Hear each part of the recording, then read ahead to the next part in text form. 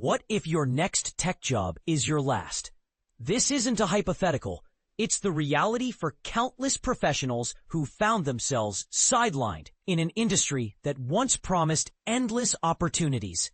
I recently connected with 5 tech workers who've been unemployed for months, even years, and asked them a simple question. Do you believe this is your final chapter in tech? Their answers were both heartbreaking and eye-opening. Let's unpack why they feel trapped and why I think the narrative is more complicated than it seems. The last job mentality.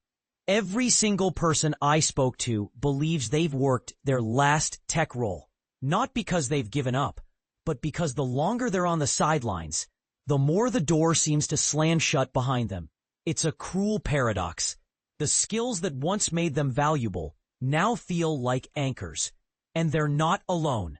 Many employed techies confess their deepest fear is that their current role will be their final one. But here's where it gets controversial.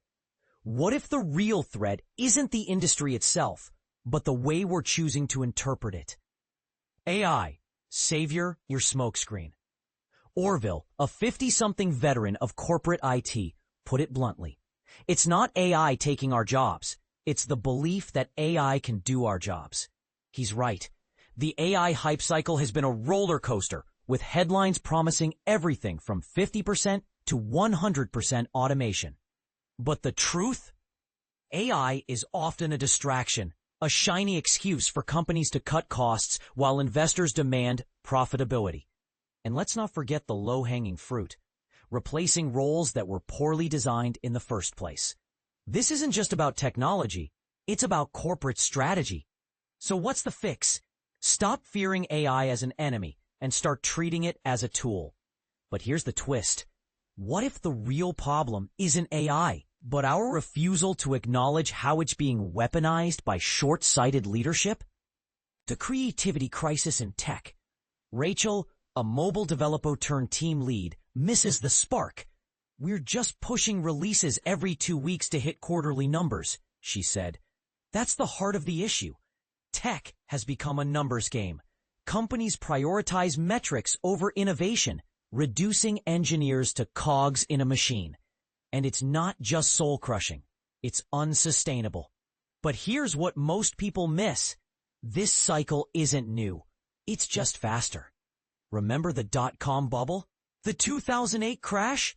The same patterns repeat, but now with AI as the wild card. The solution? Look beyond job boards. The companies posting urgent roles on LinkedIn are often relics.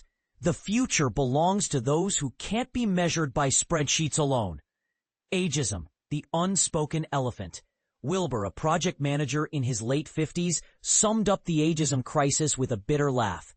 I've applied for jobs paying half my old salary. The second they realize I'm 59, dead silence. He's not exaggerating. Age discrimination in tech is rampant, and it's getting worse. Everyone started tailoring resumes to hide experience over 15 years. But let's get real. This isn't just about age. It's about the fear of being replaced. The solution? Pivot, don't quit. Mentorship roles, broadcasting, or even entrepreneurship could be the next chapter. But let's not sugarcoat it.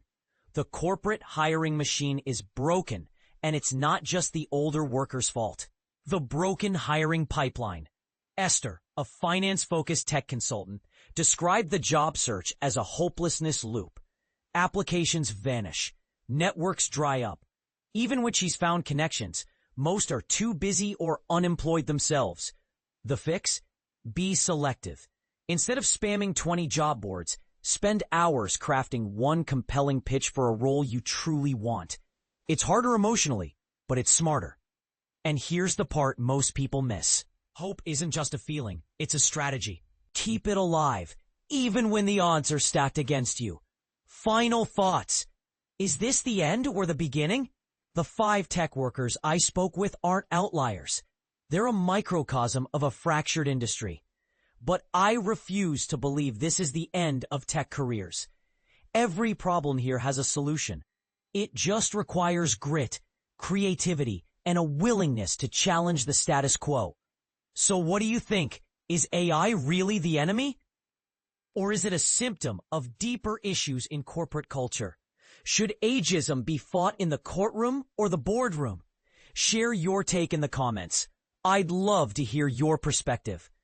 And if you're still reeling from the tech job market's collapse, remember, the next chapter might not look like the last one, but it's out there. You just have to find it.